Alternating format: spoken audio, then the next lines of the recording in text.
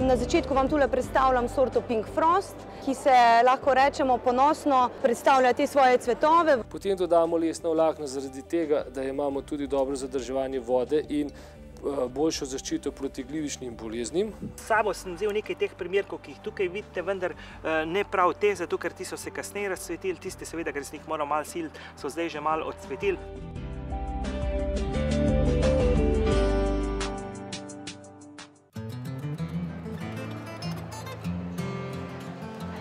Tik pred začetkom pomladi je svoja vrata, tokrat že 17. odprl tudi sejem Flora.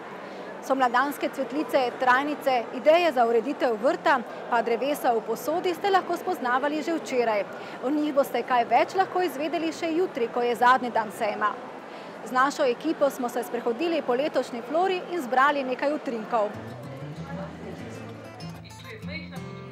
Med predavanji prvega dne Flora 2012 je bil poudarek tudi na tem, kako pomembno je ohranjati svoja semena. Kaj je štafeta semen? Glejte, po dolgem času smo se Slovenci spet v nečem enotni in sicer, da rabimo lokalno samooskrbo s hrano kot najboljše zagotovilo varnosti, zdravja in celo blaginje za ljudi. Seveda, lokalne samooskrbe ni možno speljati, če imate gensko kontaminirana semena ali če imamo domača semena, ki jih trenutno za nas gojijo na Kitajskem, v Čiliju ali v Argentini, zato ker so naše roke predrage. Taka semena, ki niso vajena naših pogojev, seveda imajo veliko težav na naših vrtovih in njivah. In ekocivilna iniciativa z idejo štafete semen želi razdeliti čim več avtohtonih slovenskih semen dobesedno vsako hišo, vsako vas, da ljudje postanemo varuhi semen, da jih mi vzgajamo, da jih mi revitaliziramo, ker mogoče jutri bo naše preživetje o tem odvisno. Torej ste nekaj semen že razdelili in kako ga razdeljujete navsezadnje tudi tukaj na sejmu? Na sejmu smo semena, ki so že bila predelana, dali vsem, ki želijo ta semena zasejati. Štafeta pa bo ponudila možnost, da semena pridejo dlje, da ljudje tudi prispevajo tisto, kar oni imajo doma od svojih zakladnic in da 85% jih je izgubljenih, tistih 15% zadnjih pa ne damo. Čeprav je še nekaj časa do velike noči, pa vendar v naravi zaščitena, tukaj kot gojeni križanci sorte, torej velikonočnice, v katerih barvah jih vse lahko imamo na vrtu gojene rastline? V naravnem rastišču poznamo velikonočnico v vijolični barve, drugače so pa še rdeče, bele, pa tudi eno novejša sorta, ki ima malo bolj narezlane, pa polnjene cvetove v različnih odtenkih, lila, rdeče, roza. Slovensko ime je kosmatinček, to, ker ko odganja, ima takšne kosmate lističe, ker ima daljši čas cvetenja, cveti vedno ob veliki noči. Zato je tudi rečemo velikonočnica. Uspeva v vrtnih kompostnih tleh, skupaj jo sadimo z različnimi trajnicami, sončna mesta, tudi polsenca, ne bo nič narobe. Damo pa ji plac, ko se lahko razrašča, ker pride v krasno rastlino, širše rasti. Na sejmu Flora smo zdaj med prvimi znanilci pomladi, telohi. So kakšne novosti na tem področju? Imamo širok sortiment telohov, ki so aktualni od januarja naprej že, odvisno od sort. Zdajle so nekje malo poznejše sorte, ki jih imamo v marcu tudi. Na začetku vam tule predstavljam sorto Pink Frost, ki se lahko rečemo ponosno predstavlja te svoje cvetove. Zelo bogat habitus, lahko vidimo zelo veliko teh listov in te cvetov. Ta rastlina je stara nekje 2 leti. Poleg tega bogatstva cvetov in listov so tudi listi posebni. So rahlo obarvani, vsaj robovi. Listi so rahlo obarvani, malo bolj na srebrno povlečajo, kot pa pri teh navadnih, ko poznamo ti orientalski, ki imajo malo manj listne mase, imajo pa posamezni cvetovi, so zelo čudoviti v različnih barvah, belih, rožnatih. Malo mogoče smo žalostni pri tem, da ni toliko veliko listov.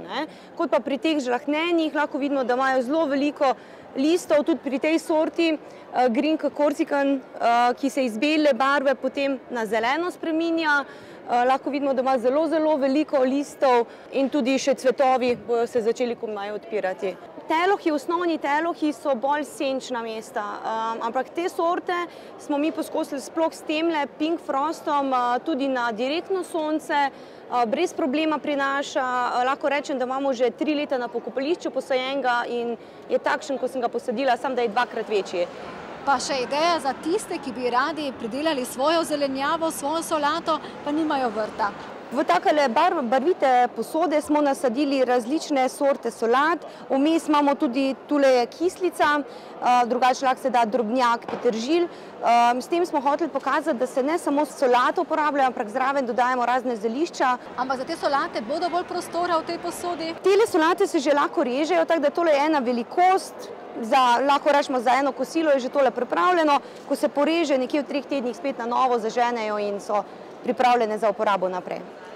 Pred začetkom sezone na prostem je dobro vedeti, v kakšno zemljo bomo rastlino, pa naj gre za balkonsko sezonsko cvetje ali gredne rastline ter zelenjadnice, posadili. V naslednjem prispevku nekaj nasvetov o substratih. Tomaž Čufer je prve substrate za balkonske rastline in vrt zmešal že pred 20 leti. Pravi, da se ti v osnovi ločijo na 3 skupine. Na osnovne, narejene iz komunalnih kompostov in bele šote, ti so tudi najcenejši, kakovostne in visokokakovostne profesionalne substrate. Osnova vseh je šota, plast odmrlih delov barjanskih rastlin, ki substratu daje zračnost, ohranja toploto in vlago. Najpogosteje uporabljajo belo šoto. Ta šota ima nižji pH, ker izhaja iz spagnuma, se pravi nahajališča teh belih šot so v glavnem na severu, pretežno Baltik, območje Baltika, in te šote so izredno kisle. Imajo pH 3,5 do 4, včasih tudi 4,5. Višji, ko se ta sloj gre, bolj je kisla, nižji, ko gremo, bolj je neutralizirana. Se pravi, rjave šote so že tam med 5, 6,5, črne šote pa od 6 do 7, 7,5, odvisno katera lega je. Tako da bele šote v glavnem dodajamo zaradi cenenega izvora in zaradi tega, ker znižujejo pH in dobro sprejemajo vlago in počasi oddajajo. In tudi rastline, že morfološko jim paše tak substrat, da v njem res najboljše rasejo, kljub raznim dodatkom ali nadomestilom, ki jih imamo, kot lesna vlakna, kot kompost iz lubja ali drugi komposti, je šota še zmeraj številka 1 v teh substratih. Črna šota je tale material. Ta je sicer ni čisto zmleta, ker mi uporabljamo bolj grobe šote, to je presejana skozi 25 mm sito. To je povsem črn material, to je visokogorska avstrijska šota, ima nizek nivo kloridov ali natrij kloridov. Določene šote, predvsem madžarske, imajo dosti zasoljeno vsebnost že zaradi nekdanjega morja. In tukaj imamo šoto, ki je primerna za substrate, nizek EC, se pravi elektrokonduktivnost, ima dokaj nizko pH, je pa okrog 6,2 do 6,5, kar je dokaj optimalen. Z dodatkom bele šote dobimo zelo dober substrat. Zelo podoben material tej šoti je kompost. Vidimo, da po barvah sta si zelo podobna, čeprav tukaj je le material, ki je star 5000 do 10 000 let. Ta material je pa star 1 leto in še nima tako, bom rekel, zoglenele oblike. Kompost je pa sicer težji material, zadržuje malo manj vode, ampak je mikrobiološko bolj aktiven. Se v substratu skozi čas spreminja. Je pa ena dobra osnova predvsem za zelenjavne vrtove, za sadje, za izboljšanje zemlje na prostem. V substratih gre po bistvu za manjši delež tega komposta, raje ga nadomestimo v dobrih substratih z šotami. V kakovosten substrat k šoti dodajajo še lesna vlakna. Pridobivajo jih iz sekancev iglavcev. Lesna vlakna dobro zadržujejo vlago, ker vsebujejo eterična olja, pa preprečujejo razvoj glivičnih bolezni. Je pa problem, da s časoma zaradi nitrifikacije vežejo dušiki iz zemlje, tako da, kadar dodajamo lesna vlakna, moramo dodajati več dušika. Zato imamo posebna dušična, počasi topna gnojila. Je pa izvor lesnih vlaken sonaraven, se pravi obnovljiv vir, imamo ga lokalno, neomejenih količin in v glavnem gre smer razvoja dokaj v te obnovljive vire, kompost, lesna vlakna in razni vulkanski minerali, določene tudi umetne smole, tako da bi se čim manj uporabljali šot, ker so šotišča, bom rekel, novi viri dokaj zaščiteni. Prej sva spregovorila že o vlogi šote v substratu, kako je pa z glino? Zakaj dodajamo glino? Glina se dodaja substratom zaradi izboljšanja kationske izmenjalne kapacitete. To pomeni, da hranila, ki jih dodajamo tej šoti oziroma substratu, se vežejo na to glino in v tej glini vstajajo na dolgi rok. Tudi če imamo počasi topna gnojila, se včasih sproščajo hitreje oziroma jih rastlina ne porabi, če je slabo vreme, če je mrzlo. No in ta glina vzame ta hranila na sebe in jih počasi sprošča. Enako deluje za vodo, gline so zelo higroskopične, sedaj je povsem trda kot opeka, če jo namočimo vodo, postane mehka, da z njo lahko oblikujemo razne figurice. No in te gline so obvezen dodatek dobrim substratom in pač brez teh glin dobre zemlje ne moremo narediti. In kako je sestavljen kakovosten substrat, primeren za večino balkonskih rastlin? Tomaž pravi, da je osnova dobrega balkonskega substrata 6 delov bele in 2 črne šote. Črna šota je peh skisla malo manj, se pravi že bolj nevtralna, s tem tudi cel substrat nevtraliziramo, čeprav ga potem še dodatno z minerali. Takole. Potem dodamo lesna vlakna zaradi tega, da imamo tudi dobro zadrževanje vode in boljšo zaščito proti glivičnim boleznim v tlem. Tako. Potem pa dodamo samo še manjše deleže vulkanskega plovca. Vulkanski plovec drži težko dostopno vlago, se pravi, ko je zemlja drugače že suha, bo ta plovec še vedno zadrževal vodo, ki jo korenine, kapilarne korenine srkajo iz substrata. To govorimo sedaj za povprečen substrat, drugače tega damo še več. Potem pa damo še glino, to je posebna drobljena glina z zelo visokim izmenjalnim potencialom, se pravi drži hranila in vodo in potem počasi oddaja. Tako. Med temi materijali je bilo to, kar smo sedaj pripravili. Perlitu se izogibamo, zato ker on preveč suši in je primeren samo za strukturne rastline, se pravi za begonije, novogvinejske vodenke, razne posodovke in ga tu v balkonski zemlji, ki mora bolj zadrževati vode, načeloma ne uporabljamo, razen včasih do 5%. Potem pridejo na vrsto hranila. Mi dodajamo v vse substrate osnovno organsko gnojilo. Lahko izbiramo med večjimi. Jaz bom izbral za ta substrat posebno počasi topno dušično gnojilo na osnovi melase, ki je lepo granulirano in deluje 2 meseca, tako da imajo rastline stalen dotok dušika skozi daljši rok. Tega gnojila gre 2 kg na kubični meter ali 2 grama na liter. To je biološko gnojilo. Potem pa dodamo še posebno počasi topno gnojilo, ozmoforen se mu reče, to je metilen urejno gnojilo, ki ima že vse mikroelemente in deluje 2 meseca. Tega gre pa 1 kg, kadar smo že uporabili biološko gnojilo. Takole. To so majhni deleži in morajo biti zelo dobro dozirani v substratih. No in v bistvu sedaj smo to recepturo, našo potico nekako pripravili, da jo zamesimo. Pri mešanju je pomembno, da ne uporabljamo kakih močnih mikserjev, nožev in velikih obratov. Vsi substrati morajo biti rahlo prezračeni, se pravi zmešani tako, kot zmešamo z roko. Substrat je dolgotrajen, se pravi tudi, ko rastline jeseni izlončimo, jih odrežemo in vržemo na kompost ali pa v smeti, je pametno ta substrat dati na kompost, ker ti vulkanski peski in gline delujejo še dolga leta, neomejeno in je škoda, da bi take minerale vrgli stran. No, takole zdaj izgleda ta substrat, če ga pogledamo od blizu. Ima vidne so vlakna, lesna vlakna, bela šota, črna šota in zrna vulkanskega plovca in gline. Hranil se ne vidi, ker so pač drobno zrnata in to je zemlja, v kateri, tako kot sem že povedal, lahko ugojimo večino balkonskih rastlin.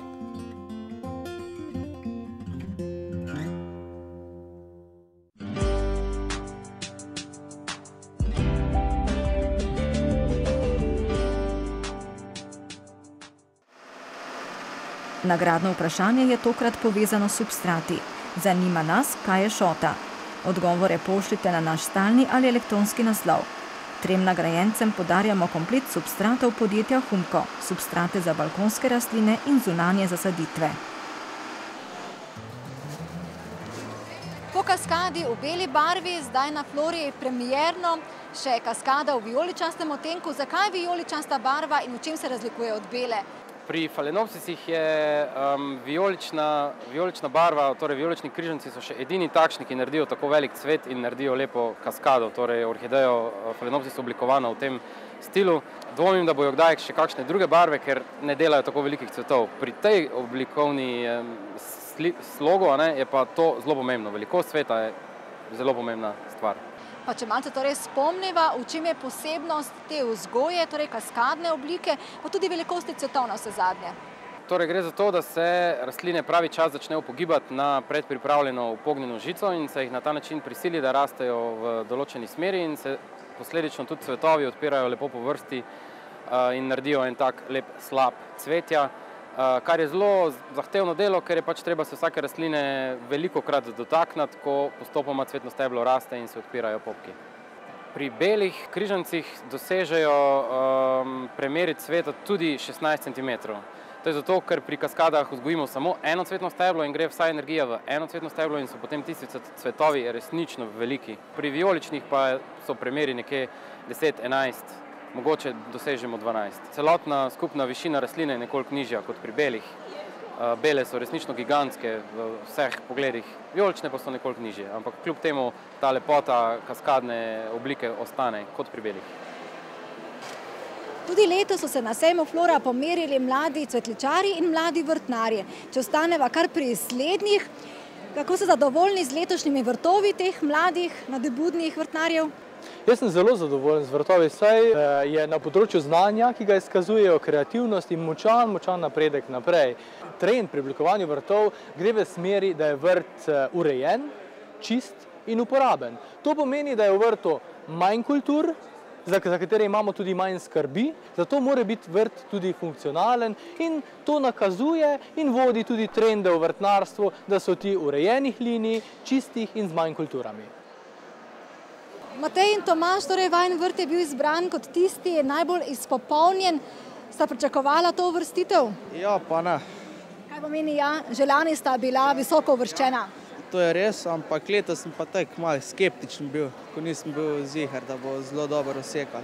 Koliko časa sta morda pripravljala, pilila idejo? Okoli en mesec. Najprej smo imeli navadni načrt, pa smo ponjevali ga s časom do zdaj. V bistvu najprej smo že imeli celo skico narediti za drug načrt, pa po počitnicah smo prišli v šolo, pa bilo spet vse drugače narediti, kako bo izgledalo. Prikazuje vrt, agavin vrt, imamo majhno fotano, pomerja, potka, pa klopco za sprostitev. Prvo mesto med cvetličarji oziroma cvetličarkami, sta veseli, presenečeni? Ja, zelo. Nepričakovano je bilo. Naša tale predstavlja cvetličarno, ki v njoj delamo. Eni smo tle zaposleni, eni delajo prakso. V njej se počutimo domače, toplo, zaželjeno. Če pogledamo, katere barve prevladujejo, katero cvetje v vajinih izdelkih? Vrtance so noter, zajčki, potem so nerine, tulipani. Ja, prevladujejo žive barve, kontrastne, da se lepo prelivajo med sabo. Koliko izdelkov pa ste morali narediti na tekmovanju? Šopek pa konstrukcijo, pol noter dekoracijo v izložbi. Kaj je bilo najtežje narediti? Najtežje je bilo te kaveljčke noter iz vrvicem navezati. Je veliko časa vzel.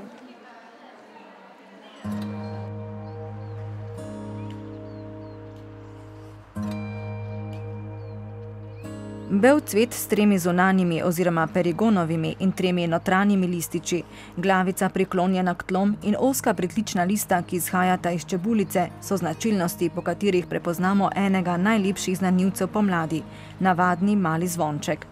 Pri nas raste leta od skupaj 19 vrst rodu navadnega zvončka. Navadnega malega zvončka ne boste našli severneje od Pariza in Ukrajine in ne južneje od evropskega dela Turčije. Na angleške vrtove, ki jih pozimi odprejo za oglede le zaradi zvončkov, je bil prinesen. Vendar so že od viktorijanske dobe, ko se je začelo recimo to zanimanje za zvončke in takrat so recimo bilo zelo moderno, da se jih zatikalo v dekolteje svojim puncam zvončke. Še več se je pa to potem razširilo takrat, ko so prišli vojaki iz krimskih vojn, ker so v bistvu na tem območju bilo ogromno različnih vrst zvončkov in oni so te čebulce prinesli s seboj in seveda potem se je ta euforija nad zvončki razmahnila, ki v bistvu traja do današnjih dni, celo bi tako rekel, da je v današnjem času to še bistveno večje, kot je bilo nekoč. Britanci namenjajo zvončkom veliko pozornosti. Kljub milejšim zimam jim številni tudi pomrznejo, čebulice posebnih oblik in sort pa dosegajo vrednosti več 100 funtov. O zvončkih se vsako leto pogovarjajo tudi na prireditvi Galantus Gala. Letos februarja je bila v Tavistoku v Devonu. Nanjo so povabili tudi doktorja Bavcona, ki pravi, da je s predavanjem o oblikah navadnega malega zvončka vstopil v sršenje gnezdo. Kaj naj v 45 minutah pove ljudem, ki poznajo zvončke do potankosti? Naslov je bil tak, ki ga je postavil pač organizator, ki me je povabil, te Galantus Gala, je že kar napisal naslov Slovenski zvončki, izredno zanimive posebnosti, ki se nahajajo v Sloveniji, ki jih bom pač predstavil. Seveda, naslov je bil tak, da je pač pomenilo, to je treba res zbrati tisto, kar je najboljše. Seveda, ob toliko slikovnega gradiva, kot ga imam, to ni bila taka težava, vendar za 45 minut je pač treba zelo koncizno stvari zbrati, da pač v tistem času poveš res tisto, kar je. Vendar, ko sem začel predavati, moram reči, da si videl, ko publika je dejansko v vsaki sliki kar požirala slike. Še večje presenečenje pa bilo, ko sem se usedel zraven 80-letnega profesorja dr. Monroja, ki je imel pred mano predavanje, ko mi je potem čestital, rekel, ja, to je bilo pa res dobro. Tega si recimo... Recimo ste imeli, da pogledava malce? S sabo sem vzel nekaj teh primerkov, ki jih tukaj vidite, vendar ne prav te, zato ker ti so se kasneje razcvetili, tiste seveda, ker sem jih moral malo siliti, so zdaj že malo odsvetili. Nekaj zelenih primerkov, takih zelenih primerkov recimo imajo v Angliji kar precej, vendar so to običajno križanci. Manj imajo pa teh primerkov iz ene same vrste, kot je recimo Galantus nivalis. Recimo, to je že en tak primer. Vidite, pomembno je, da so pač v lončku vsi enaki. To je potem taka stabilna oblika, ki je že kot sorta lahko poimenovana. Potem recimo, če tukaj pogledamo ena skupinca, recimo takih, ki so, bi rekel, s drobnimi črtkami, pa seveda še noter kar precej zeleno obarvani, zelo zanimivi, ali pa ne nazadnje tale, ki je tukaj, ki so, bi rekel, zelo drobni. To je ena taka izredno zanimiva skupinca. Seveda, imamo še nekaj zelo pomembnih, ki pa še niso razcvetene, recimo nekaj pa tudi novih, tukaj je ena taka pa koliformis oblika, recimo ta oblika je že dolgo opisana iz Češke, vendar tukaj noter ima pa, vidite, na teh notranjih listih, ki so več ali manj enako dolgi kot zunanji, ima še nekaj zelenih prog in to je v bistvu zanimivost. Ste še hkrati z dvema barvama presenetili in sicer s popolnoma belim zvončkom? Ja, popolnoma beli zvonček, seveda tega sem pokazal na sliki. No, tukaj je pa recimo še ena novejša najdba, kjer je pa zvonček ne samo se pravi ta notranji perigonov del listov, ki je viden bel, ampak če dvignemo, recimo je tudi notranjost popolnoma bela, kar je pa recimo že zelo velika redkost in seveda vse to je pač iz Slovenije doma, recimo tudi en tak zelo velik zvonček, recimo iz tistih najvišjih predelov, ko še recimo aprila cveti in tudi to jih je njih presenetilo, recimo jaz sem pokazal zvončke, ki sem jih v letošnjem letu nabral že na Silvestra, se pravi še v lanskem letu posnetek in pa seveda tiste te zadnje sredino aprila ali pa še proti koncu aprila, ki še vedno v Sloveniji cvetijo. Ampak največ bi pa lahko zaslužili z rumeno barvo. Ja, z odtenkom rumene. Rumena barva je recimo ena izmed takih. Recimo, treba je pač povedati, da cene zvončkov se recimo tako, za tak primer, kot je tukaj, se lahko gibljajo od rečemo 30 funtov do tja nekaj 100 funtov, odvisno pač koliko je stvar zanimiva. Recimo, no to je že en tak, ki je izredno zanimiv, recimo bi rekel s tako nekako citronsko zeleno obarvanostjo. Težava je v tem, da če zbirko prodaš, potem seveda tega nimaš, tako da jaz sem zvončke naše niso samo tja pokazati. Navadni mali zvonček Galantus nivalis spada med domorodne zavarovane rastlinske vrste. Zanj velja, da ga lahko utrgamo, čebulic, semen ali plodov iz narave pa ne smemo odnašati.